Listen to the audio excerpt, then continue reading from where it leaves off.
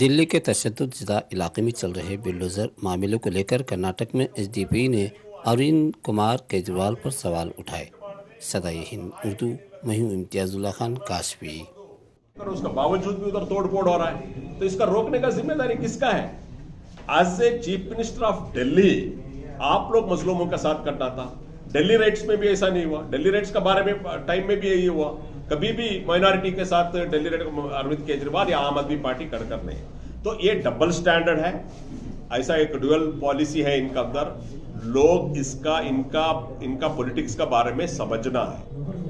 तो अगर ये बोलते हैं, बहुत सारे पॉलिटिक्स का लोग बोलते हैं कि इलीगल घर पे है, तो 70 पर 5 साल में इनको घर क्यों नहीं दिया?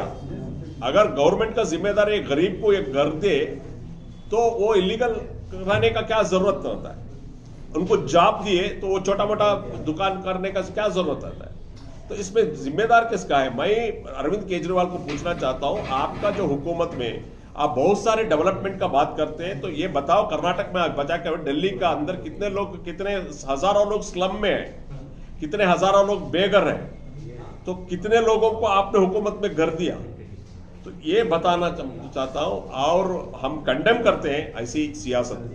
लोग मैं कर्नाटक आवाम को अपील करता हूं, ऐसे हिपोक्रेसी वाले हाइपोक्रेट पॉलिटिकल पार्टी का और उनका लीडर्स का उनका जो हिपोक्रेसी है वो समझकर आपका जो होता है, क्योंकि जो भी आया उसका ऊपर लगे होने से पहले उनका क्या है, उनका पॉलिसी क्या है? क्या ये माइनॉरिटीज का साथ है? नहीं, इनका क्या सॉफ्ट हिंदुत्व है? ये पता कर उसका बाद आप डिसीजन लेना।